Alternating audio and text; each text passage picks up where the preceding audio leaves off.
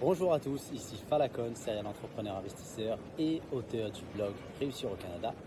On m'a récemment posé la question si c'était mieux d'investir en groupe ou seul.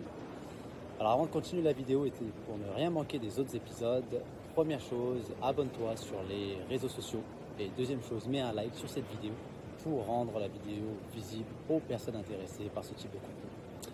Alors, est-ce que tu sais ce qui se dit dans le domaine de l'immobilier? C'est que pour aller plus vite, il vaut mieux aller seul, mais pour aller loin, il est nécessaire d'y aller en équipe et d'y aller à plusieurs. C'est d'ailleurs la même chose lorsque tu te lances en affaires. Alors bien entendu, les raisons sont différentes pour constituer une équipe.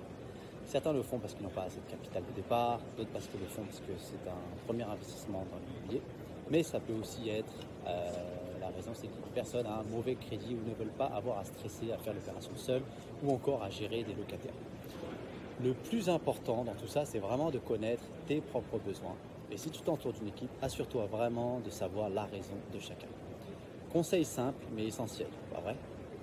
Pour ma part, jusqu'à ce jour, j'ai toujours investi seul. Mon premier achat en France, je n'y connaissais rien du tout, je n'avais même pas lu un seul bouquin, ni écouté un seul podcast. Ma logique, c'était seulement de pouvoir couvrir mes coûts.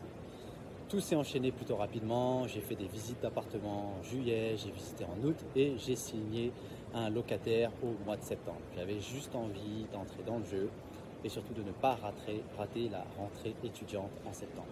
Alors oui, j'aurais pu m'associer avec quelqu'un, mais il aurait fallu que je m'adapte au rythme de la personne. Faire les démarches à deux, prendre la décision d'acheter ensemble, puis de le louer ensemble. À la base, je voulais vraiment aller vite, sans contrainte, donc encore une fois, je l'ai fait seul. Dans un autre contexte aussi, j'ai fait un investissement aux États-Unis, là encore, tout seul. Et pourquoi? Parce que j'aurais dû dépenser trop d'énergie à convaincre d'autres personnes d'investir avec moi dans un marché immobilier tel que Détroit, Buffalo, Rochester, qui allait très très mal avant. Peux-tu te mettre à ma place? Il m'aurait fallu trouver la bonne personne qui pense comme moi, comme investir quand le marché va mal est le meilleur moment. Puis cette personne aurait dû être disponible pour faire des visites, prendre des décisions et tout ça encore rapidement. Alors tout ce que je sais maintenant, c'est que lorsqu'on achète ou qu'on investit à plusieurs en immobilier, on appelle ça une joint venture. Et honnêtement, c'est un peu comme un mariage. Tu dois tout montrer, écrire sur papier, les responsabilités et les droits de chacun. Alors oui, c'est un outil puissant d'investir en groupe, mais encore une fois, la condition, c'est de trouver la bonne personne qui partage ta vision, avec qui tu te sens en confiance de partager tout ce qui va et ne va pas. Avec même tout ce qui peut se gérer en cas de rupture. Tu vois, c'est vraiment comme un mariage.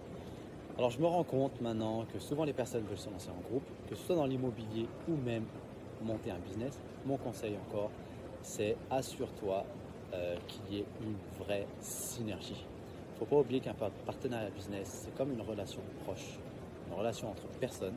Et quand l'un des deux partenaires veut aller vite et que l'autre ralentit, c'est dur pour les deux. Quand l'un des partenaires veut acheter dans la publicité et que l'autre ne veut rien dépenser, c'est frustrant pour chacun. Donc ma question aujourd'hui pour toi, c'est est-ce que tu préférais investir en seul ou en groupe et pourquoi? Voilà, mets tes commentaires en bas.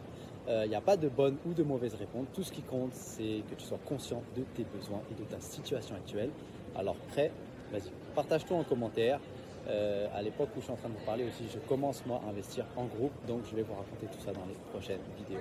Voilà, mettez-toi en commentaire, abonnez-vous à la chaîne et suivez-moi sur les réseaux sociaux. Salut!